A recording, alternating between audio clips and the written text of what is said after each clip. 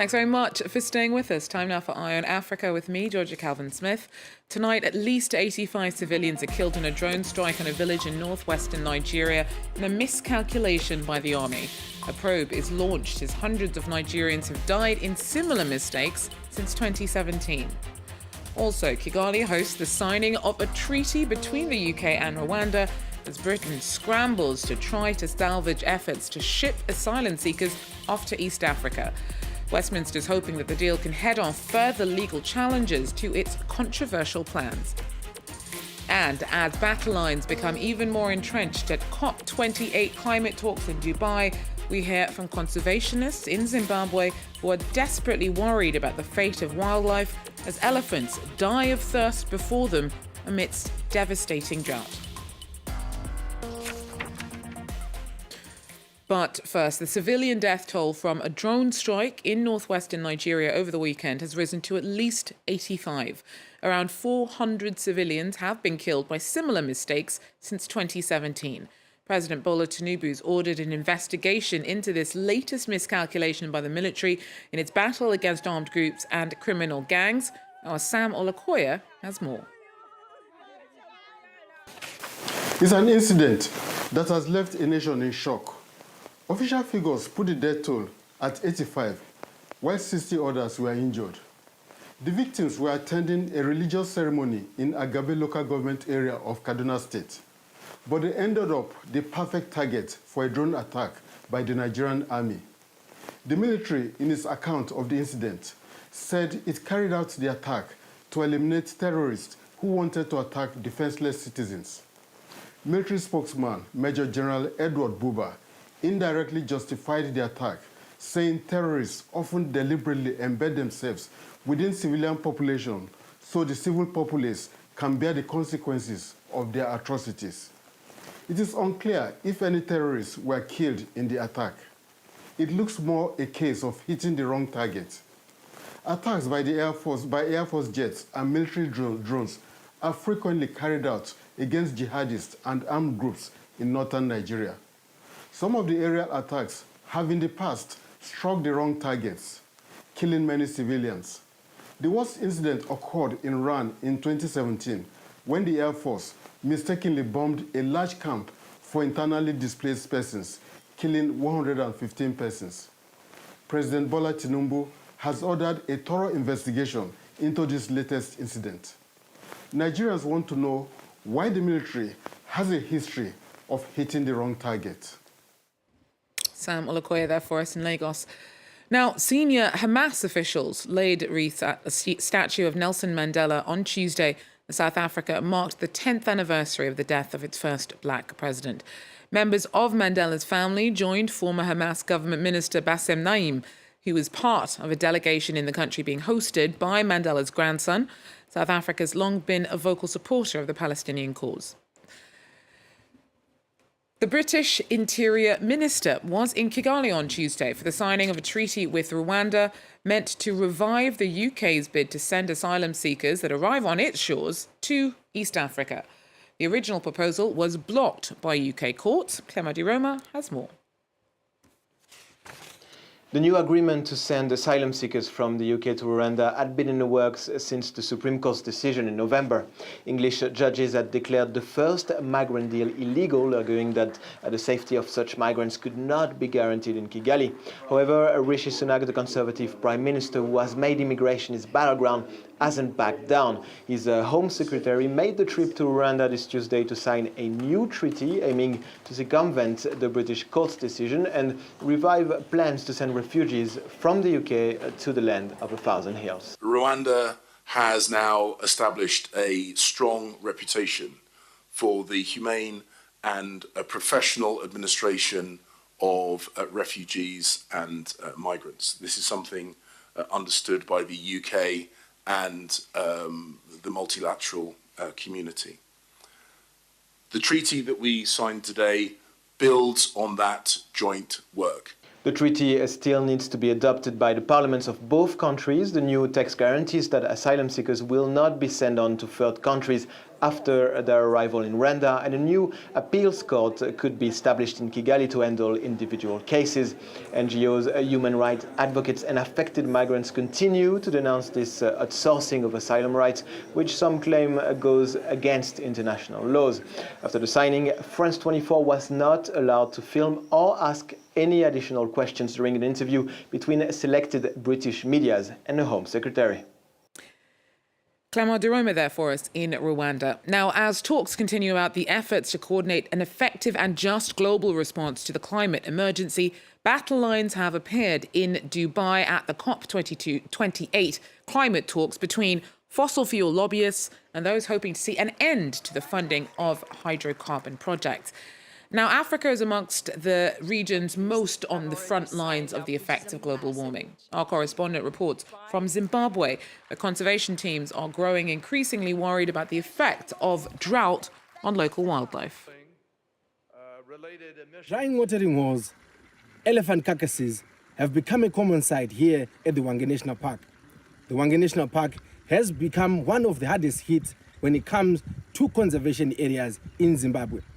Zimbabwe has been hit by a drought, which experts say it will continue till 2024. As the world gathers in Dubai at the COP28, Zimbabwe is being faced by a climate catastrophe, which is threatening its own wildlife. The park has been experiencing the impacts of climate change. We have been receiving less rainfall over the years, and also we are recording high temperatures up to 43 degrees Celsius. And also the frequency of drought is also increased over time. So the park doesn't have a major river. We rely on artificial water supply. We are pumping nearly 104 bores, which are solar pumped. So with the impacts of climate change, our surface water has declined. So at most of our water pens, there is competition for water amongst wildlife, and with elephants dominating most of these water pens. So other animals, they no longer have access to water. And also, since elephants are water dependent, we are also recording die-offs of elephants. Rekia Madugu, a former minister in Benin, has been in prison for nearly 3 years now, but there is no indication of amnesty in sight, particularly since current President Patrice Talon has recently knocked back calls from his predecessor for her release. Our teams in the country tell us more. Benin's head of state, Patrice Talon, is still refusing to grant the release of jailed former Justice Minister Rekia Madugu. Talon's predecessor, Boni Yayi, has lobbied for her freedom, but Talon says her crimes are too serious to be pardoned. It's very serious that whenever there's an election, a candidate decides to set the country on fire because things don't go their way. That is unforgivable. Madugu's bid to become the Democratic Party's candidate in the 2021 presidential election never got off the ground because of a lack of endorsement. She was later convicted of financing terrorism and has been jailed for nearly 3 years. The law accounts for forgiveness. In the law, forgiveness is symbolized by clemency, amnesty, or parole. It was shocking to hear that granting forgiveness is considered a political wrongdoing. Madugu's family tries to remain resilient in the face of disappointment. If we as siblings struggle to cope, imagine her children. Here's a drawing that my niece, her daughter, sent me 2 days ago. She wishes to celebrate Christmas with her mum. This will be the third Christmas without her. She says, I cry because I miss my mum. Madugu's lawyers also accuse President Talon of ignoring calls for an independent investigation into her jailing from the United Nations Working Group on Arbitrary Detention. We consider this matter to be extremely serious. It casts Benin in a negative light internationally. Last March, deputies of the Democratic Party proposed an amnesty bill aimed to benefit convicted members of the opposition and exiles. Uncertainty surrounds the vote, as the presidential administration currently holds a majority in parliament. And finally, we hear from two young African female scientists whose innovative research into the treatment of heart disease and Alzheimer's have won them international acclaim. Now, they both come from Cameroon's rural north, where very few girls go on to careers in STEM. And they say that their work is rooted in their exposure to the impact of indigenous plants around their childhood homes. Take a look. Meet Sabine Adeline Fantayadang, a neuroscience doctor, and Hadijatu Daru, a PhD student of cellular physiology. Both have decided to invest in herbal medicine.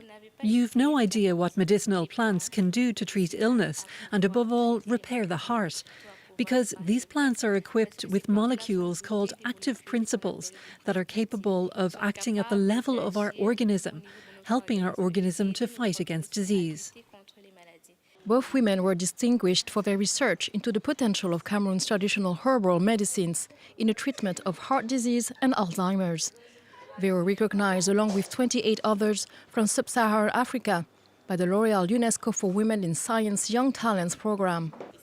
What I want to be able to do is to formulate different types of medication to alleviate problems such as memory loss, which are linked to Alzheimer's disease.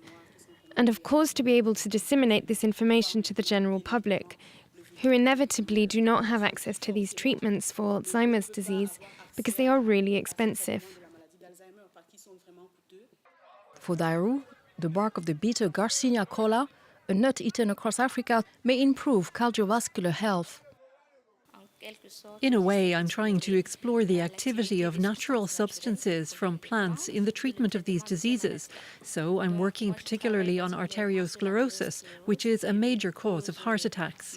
With the 10,000 and 15,000 euro grants from the UNESCO awards, Daru and Fantayadang will pursue their studies. They hope the prize will give the world a different perception of who a scientist should be. Good on them.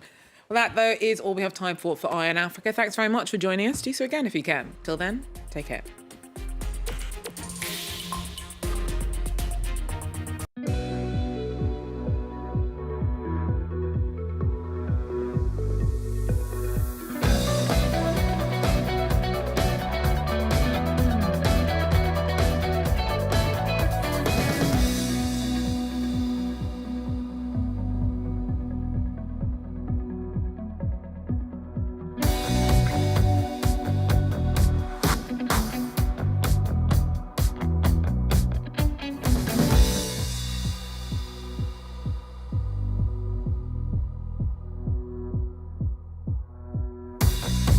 France 24.